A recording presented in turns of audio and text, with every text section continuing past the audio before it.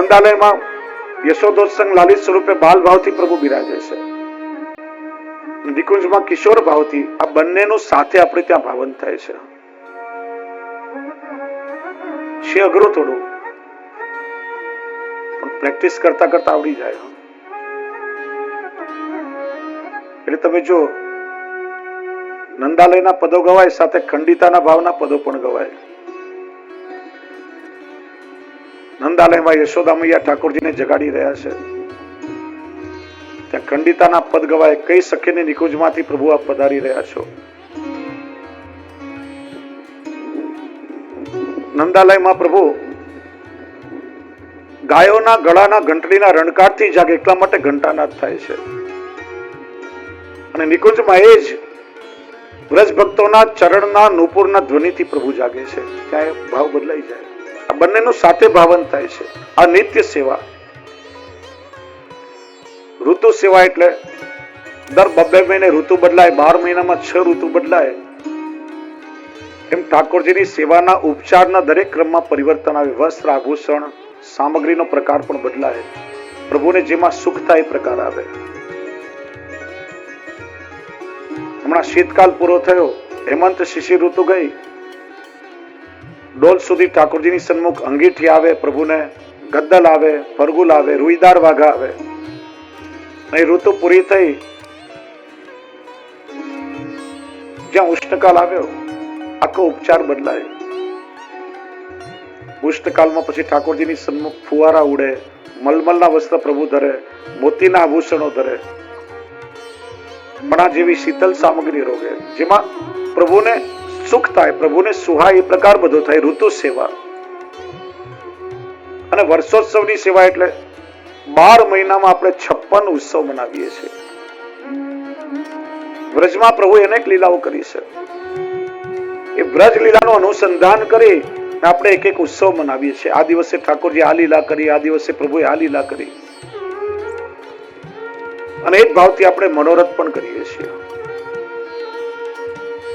વૈષ્ણવ એક વસ્તુનું ખાસ ધ્યાન રાખો કે ઠાકોરજીએ વ્રજમાં અનેક લીલાઓ કરી છે. કેટલીક લીલાઓ કરવામાં ઠાકોરજીને અત્યંત પરિશ્રમ પણ થયો છે.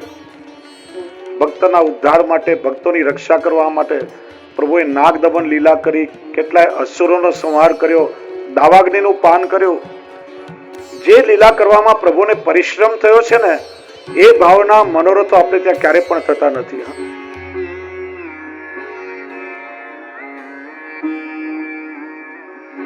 નંદાલય અને નિકુંજની જે લીલાઓમાં પ્રભુને અત્યંત સુખ મળ્યું ને, એ લીલાના ભાવના મનોરથ કે ઉત્સવ આપણે ત્યાં થાય છે. ભગવાનનું પ્રાગટ્ય મથુરામાં પણ થયું છે અને ગોકુલમાં પણ થયું છે. તો મથુરામાં કૃષ્ણનું પ્રાગટ્ય કારાગૃહમાં થયું, એ ભાવથી કે આપણે જેલ બનાવીને ઠાકોરજીને અંદર નથી પધરાવતા. ત્યાં તો પરિશ્રમ થયો છે.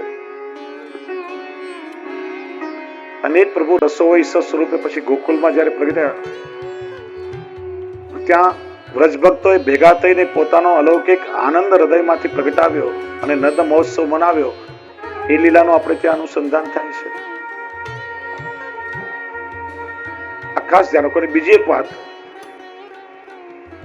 કે આ બધા મનોરથો વ્રજભક્તો તો નિત્ય સિદ્ધ કરે છે. નિત્ય પ્રભુને અનેક પ્રકારે લાડ લડાવે છે. આપણે તો કાલાવાલા કરીએ છીએ, ખાલી હાથ પવિત્ર કરીએ છીએ. એ વ્રજ ભક્તોના ભાવ અનુસાર આપણે તો એ સેવાનો આનંદ લઈએ છીએ. એટલે વૈષ્ણવ ક્યારે શુષ્ક મનોરથો ન કરાય. જે મનોરથ તમે કરો ને, આપણો મનોરથ પૂરો કરવા માટે પ્રભુ સ્વયં ત્યાં પધારે છે. તે પ્રભુને પરિશ્રમ થાય છે. એ પરિશ્રમ નિવારણ માટે પ્રભુને ભાવની સામગ્રી પણ અરોગાવી જોઈએ. રૂખા સુખા મનોરથો ક્યારે ન કરાય ઠાકોરજીના. એ તો કૃપાળુ છે. એ તો આપણો મનોરથ પૂરો કરવા ચોક્કસ ત્યાં પધારશે જ, પણ એમને પરિશ્રમ પણ થાય. અને એ પરિશ્રમ નિવારણ માટે જો આપણે ત્યાં એટલે દરેક ઉત્સવના દિવસે એ ઉત્સવના ભાવરૂપ સામગ્રી પણ ઠાકોરજીને ધરીએ છીએ. આ નાની નાની સૂક્ષ્મ બાબતોનો વિચાર શ્રી ગુસાઈજીએ કર્યો છે. સંપૂર્ણ પ્રકારે પ્રભુના સુખનો શ્રી ગુસાઈજીએ વિચાર કર્યો છે.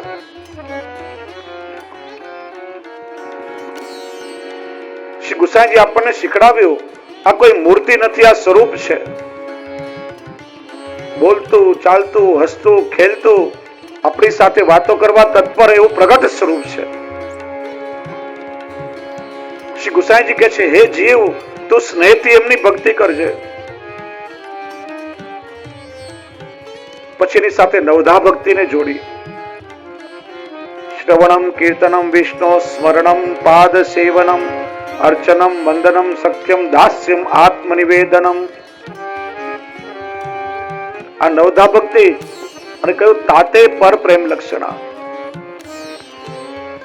પ્રેમ લક્ષણા એટલે વ્રજ ભક્તોની પ્રીતિ. આ પ્રેમ લક્ષણા ભક્તિમાં નવધા ભક્તિનો સમન્વય થઈ જાય છે. જો સવારે ઉઠી આપણે સ્નાન કરી, તિલક ચરણામૃત કરી, જપ પાઠ કરીએ, માળા કરીએ, ત્યારે આપણી સ્મરણ ભક્તિ સિદ્ધ થઈ જાય છે. પછી નંદાલયમાં પ્રવેશ કરતી વખતે આપણે પ્રભુને દંડવત કરીએ ત્યારે વંદન ભક્તિ સિદ્ધ થાય છે. પછી ઠાકોરજીના મંદિરમાં સોહની, મંદિર વસ્ત્ર આદિ સેવા થાય. પછી આપણા હૃદયમાં યશોદાજી કે કોઈ ગોપીને પધરાવી વાત્સલ્ય કે માધુર્ય ભાવથી પ્રભુની સેવા કરીએ, ઘંટાનાદ કરીએ.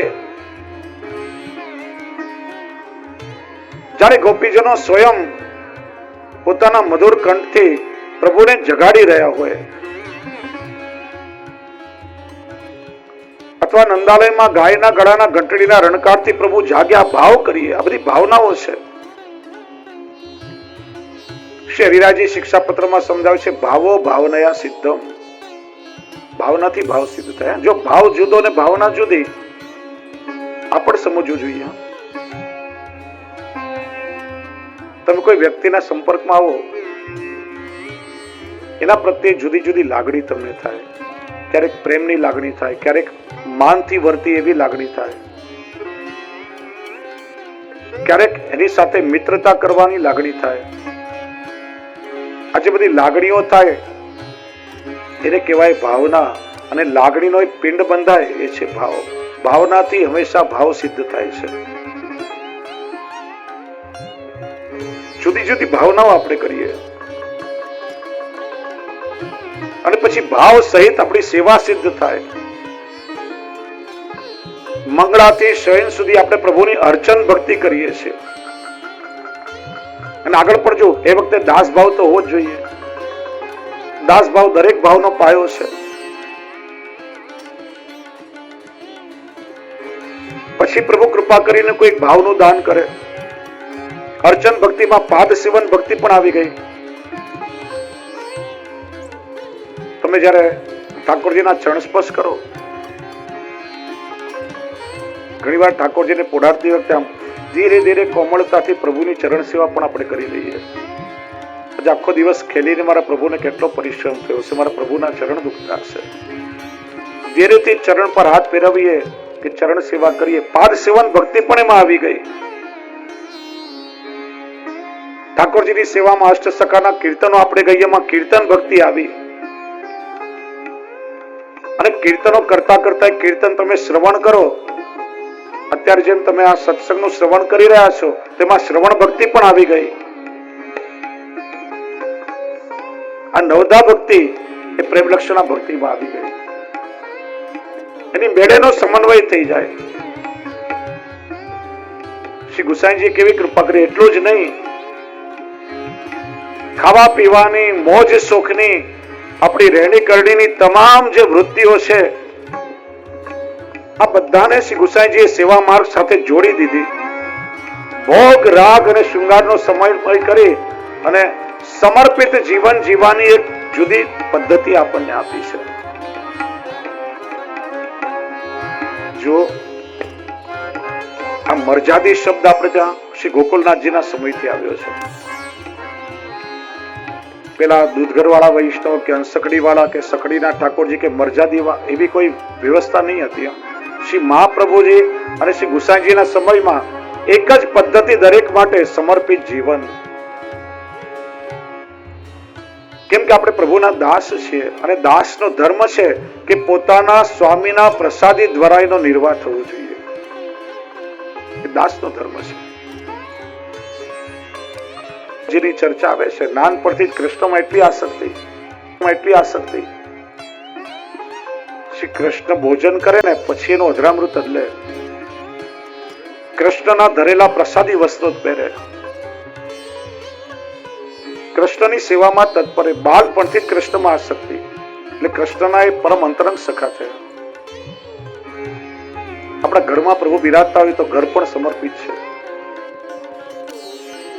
પોતાના પહેરવા માટે કપડા બહારથી ખરીદ્યા, 1.5 મીટર ઠાકોરજી માટે લઈ આવ્યા તો બાકીના વસ્ત્ર પણ સમર્પિત થઈ જાય. આ દેહથી પ્રભુની સેવા કરી તો દેહ સમર્પિત છે. મન તમારા ઠાકોરજીમાં લાગેલું રહે, મન સમર્પિત છે. પતિ બહારથી ધન કમાઈને લાવે છે અને બેન ઘરમાં સેવા કરે છે, ધનથી સેવામય સંસાર ચલાવે તો દ્રવ્ય બધું સમર્પિત છે. ઘરમાં રસોઈ થાય અને પ્રભુને ધરીને તમે લો તો અન્ન પણ સમર્પિત છે. એનું નામ છે સમર્પિત જીવન. કેવલ ઠાકોરજીને ધરીને પ્રસાદી લઈએ સમર્પિત જીવન ના કહેવાય.